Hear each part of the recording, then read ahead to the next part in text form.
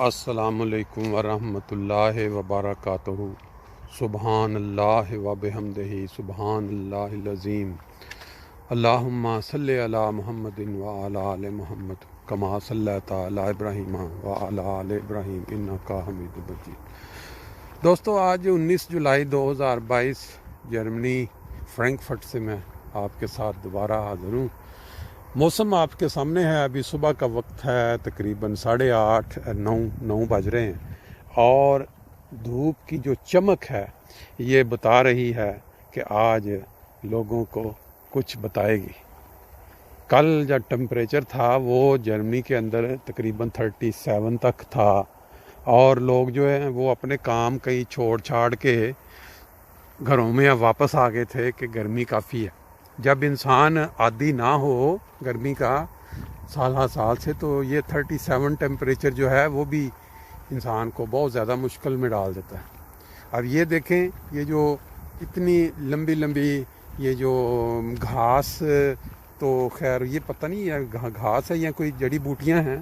جو اتنی لمبی ہو چکی ہیں،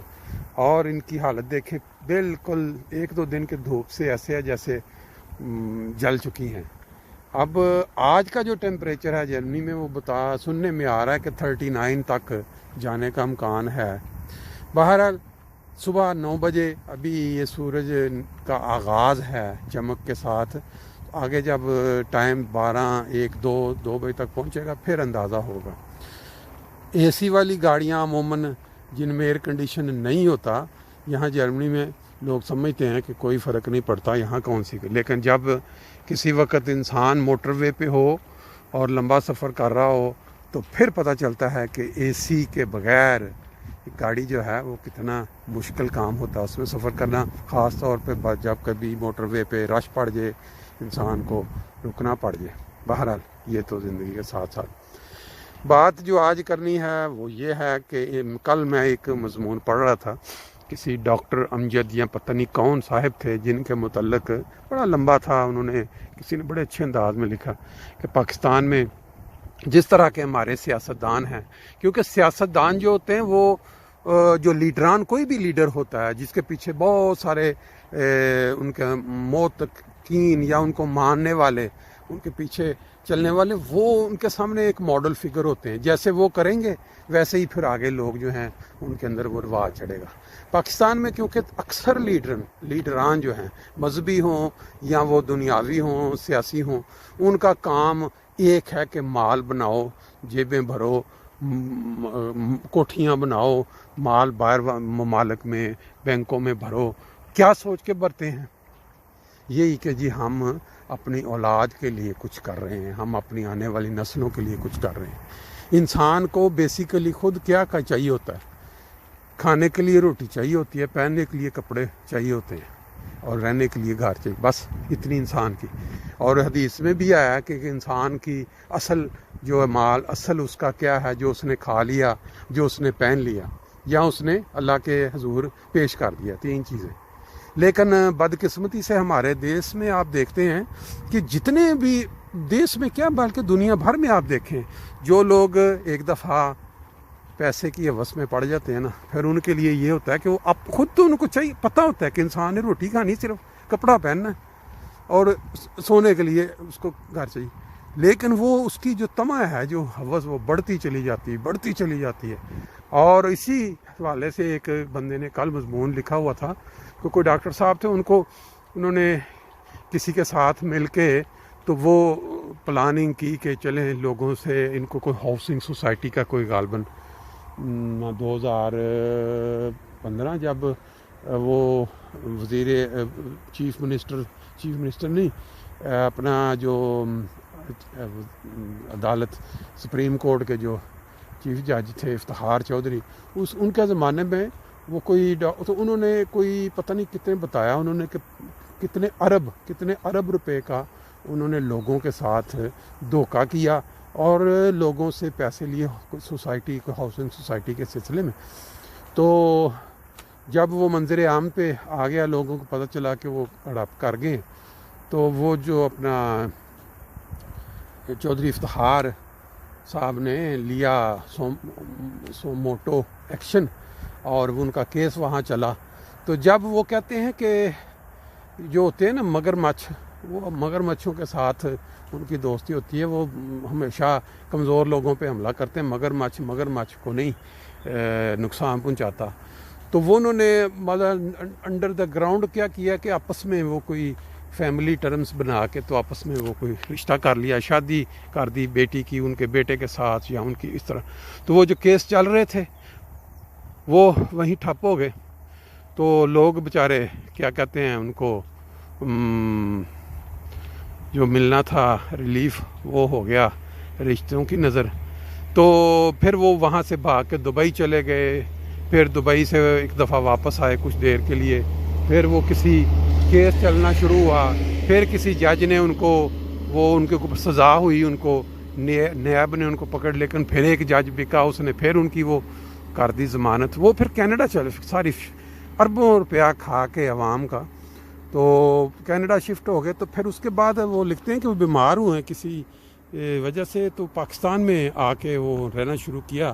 کیونکہ آخری کنڈیشن تھی. تو جب فوت ہوئے تو لوگوں کو پتہ چل گیا، تو وہ لے کے پلے کارڈ لے کے آگے اس احتجاج کرنے کے لیے. تو پولیس بلانی پڑی ان کو. صرف ایک بندہ فوت ہوا ہے، جا رہا ہے دنیا سے، نیک نامی لوگ چاہتے ہیں کما کے جائیں، وہ یہ کما کے گیا اربوں پہ جو لوگوں کھا کے کہ لوگ اس کو مطلب بد دعائیں اور گالیاں کے لیے اکٹھے ہو گئے. پولیس کو بچا کے تدفین کرنی پڑی. پھر ان کو ایون ان کی قبر کے اوپر کہتے ہیں جی گارڈ رکھنے پڑے کہ وہ لوگ جن کو انہوں نے تکلیف پہنچائی تھی، ساری عمر کی پونجی ان کی کھا گئے تھے کہ وہ والے لوگ اتنے تنگ تھے کہ وہ ان کی قبر کو بھی خطرہ تھا کہ ان کی بے حرمتی نہ کریں. اب وہاں قبروں کی بے حرمتی کی بات سے بات نکل آئی کہ پاکستان ایک ایسا ملک ہے، دنیا کا واحد ملک ہے جہاں کے جو لیڈران ہیں یا جو حکومتی ادارے ہیں وہ حکومت اپنے ملک کے اندر جو لوگ وفات یافتہ ہیں جن کی قبریں، ان کی بے حرمتی پہ بھی ان کو کوئی کسی قسم کا ان کے کان پہ نہیں رینگتی، کوئی ان کو نہیں کچھ ہوتا کہ یار کسی کمیونٹی کی قبروں کو توڑا جا رہا ہے، ان کے کتبوں کو توڑا جا رہا ہے. یہ تو بہرحال وہ بات ایک یہ جو مال کھا کے جو اربوں روپے ہضم کر کے ان کی. اب بات صرف یہ ہے کہ انسان اس دنیا سے جب جاتا ہے تو خواہش رکھتا ہے کہ میرا جو نام ہے وہ اچھا لیا جائے، کوئی دعا دے مجھے. اور یہ جو پیسے کی ہوس ہے، مال اکٹھے کرنے کی ہوس ہے، لوگوں کا جو ساری عمر کی کمائی کھانے کی جو ہوس ہے، وہ انسان کو جاتے وقت اس حالت میں لے جاتی ہے کہ قبر میں جانے سے پہلے بھی لوگ ان کو بد دعائیں دینے کے لیے اکٹھے پولیس بلانی پڑتی ہے. اور پھر اس کے اوپر وہ جو قبر ہے اس کے اوپر بھی لگانا پڑتا ہے گارڈ کے کوئی. وہ پھر اس کے بعد وہ لکھتے ہیں کہ دیکھیں جو امیر اس طرح کے لوگ ہوتے ہیں جو مال کھاتے ہیں لوگوں کو، دو مثالیں آپ کے سامنے کہ جب وہ اس دنیا سے جاتے ہیں تو ان کی جو اولاد ہوتی ہے نا، جس کے لیے انہوں نے سب کچھ بنایا ہوتا ہے، جس کے لیے وہ سوچ رہے ہوتے ہیں کہ ہماری اولاد بعد میں خوش رہے گی، وہ 10,000 کلومیٹر دور بیٹھی رہتی ہے، تدفین قبر میں اتارتے وقت بھی پاس نہیں آتی. اس کی مثال انہوں نے اس میں دی ہے کہ وہ جب قبر میں ان کو اتارا جا رہا تھا تو دو اولاد وہاں بیٹھی ہوئی تھی. بس آج کے دور میں اتنا ہی ہوتا ہے کہ جب کوئی امیر آدمی اپنے دیس میں گزر رہا ہوتا ہے یا گزر جاتا ہے تو جو ان کی اولادیں انہوں نے باہر پیسہ لگا کے سیٹ کی ہوتی، سارے نہیں، بہت مطلب اس میں یہ نہیں کہا جا سکتا کہ سب، لیکن جن وہ بات ہو رہی ہے ان کی جنہوں نے کمائی کی ہے، لوگوں کے کندھوں پہ پاؤں رکھ کے جن کو دبا کے وہ چڑھے ہیں اور ہضم کیا لوگوں کا مال. تو ان کی جو اولادیں ہیں وہ اتنا لکھ دیتی ہیں 10,000 کلومیٹر دور کہ مائی ڈیڈ پاسڈ وے. اور ان کے جو دوست یار ہیں وہ اس طرح کے ہوتے ہیں کہ وہ بھی آگے سے اس کے اوپر ہی سوشل میڈیا پہ او ہو ویری سیڈ، اس کے بعد وہ اپنے انہی کاموں میں مصروف ہو جاتے ہیں جو کہ آج کل سوشل میڈیا میں ہوتا ہے. بہرحال عبرت کا مقام انہوں نے لکھا جی، بات 50 سال کا جب بندہ ہو جاتا ہے نا، 50 کراس کر جاتا ہے، تو جو اپنی دکان ہے نا اس کو آہستہ آہستہ لپیٹنے کی طرف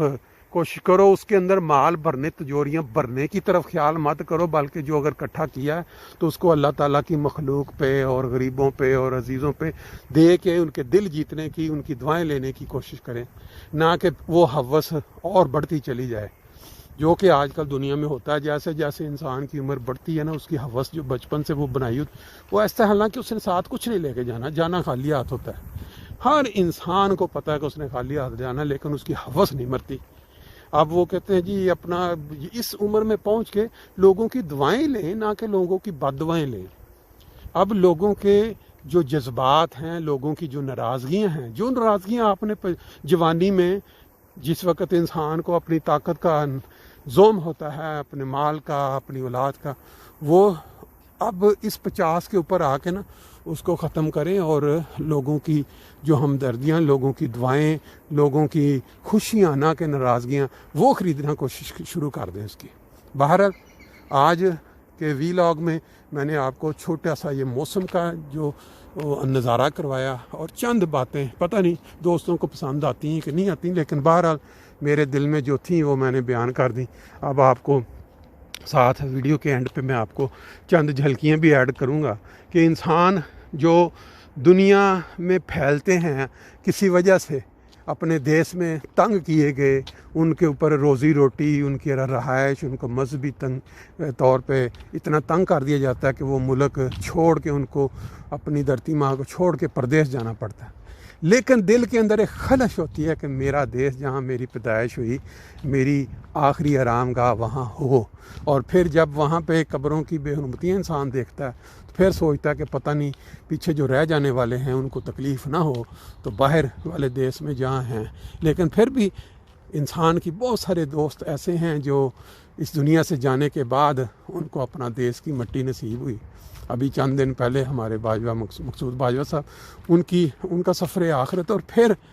میں اسی کے اندر ایڈ کر دوں گا کہ دوست جوانی میں یا بڑھاپے میں یا بچپن میں کہیں بچے فوت ہو جاتے ہیں، تو ان کے اوپر پھر ہمارے جو دوست پیچھے رہ جانے والے ہیں، ان کے جو جذبات ہوتے ہیں، جو الفاظ ہوتے ہیں، وہ کس طرح ان کی یاد تازہ کرواتے ہیں۔ بہرحال آج کا جو ویلاگ ہے وہ اسی پہ ہوگا جیسے میں نے ابھی بیان کیا۔ پھر اس کے بعد شاید باجوہ صاحب کا سفر آخرت جو ہے، جو پاکستان میں جو ان کو آخری آرام گاہ ملی، اس کا، اور پھر چند دوست جو فرینکفرٹ کے مقیم ہیں، ان کا مختلف مواقع پہ بزرگوں کو یا جوانوں کو یا بچوں کو جو خراج عقیدت ہے یا ان کا ذکر خیر ہے، وہ آپ کے سامنے میں رکھوں گا۔ امید ہے کہ دوست سننے کے بعد اپنی جو رائے ہے وہ ضرور دیں گے کہ آیا اس طرح کا پروگرام مناسب ہے، اچھا ہے، یا کہ کسی اور پیٹرن پہ چلنا ہوگا۔ اوکے جی۔